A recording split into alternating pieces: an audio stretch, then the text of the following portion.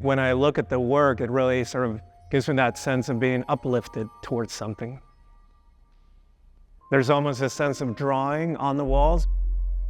It's an invitation to the viewer to connect with a work of art in different ways, in less passive ways. My name is Leonardo Bravo. I am the Director of Public Engagement here at MoMA. I'm Julia Detchen. I'm a curatorial assistant in the Department of Drawings and Prints. We're looking at Carolina Caycedo's Spiral for Shared Dreams. Or, en español, Espiral para Sueños Compartidos. The work is a group of 11 sculptures made from fishing nets. The nets are installed in a spiral that descends from the top of the atrium down to ground level. The artist made the sculptures in collaboration with 4 fishing communities in Mexico. It brings those voices and perspectives of local communities of color, of indigenous communities, to the museum itself.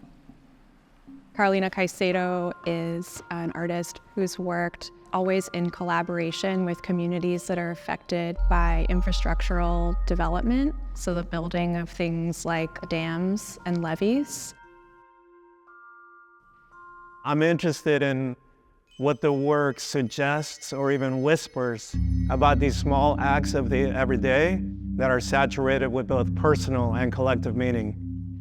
How the work speaks to the history in Latin America of extraction, but also how local communities actually draw on ancestral knowledge to activate that connection to the land, to the resources that are still there, and to collectively keep that culture.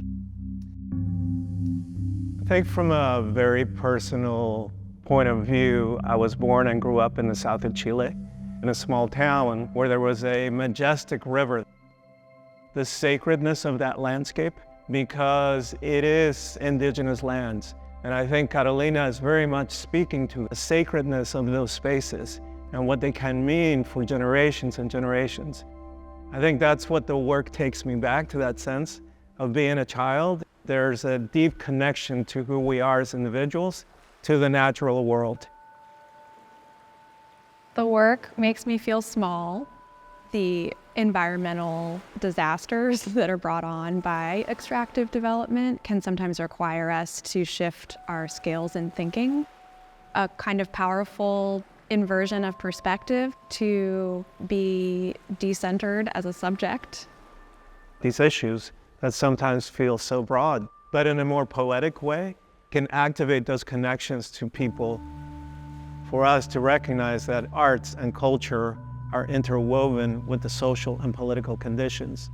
To think about how something that's happening very far away is going to affect our lives where we live. What if we started looking at nature as something that's looking back at us? Could we pay more attention to its signals, respond to its needs, even acknowledge its rights to be protected? The work makes me feel and imagine what it's like to cast a net, the weaving together of these points.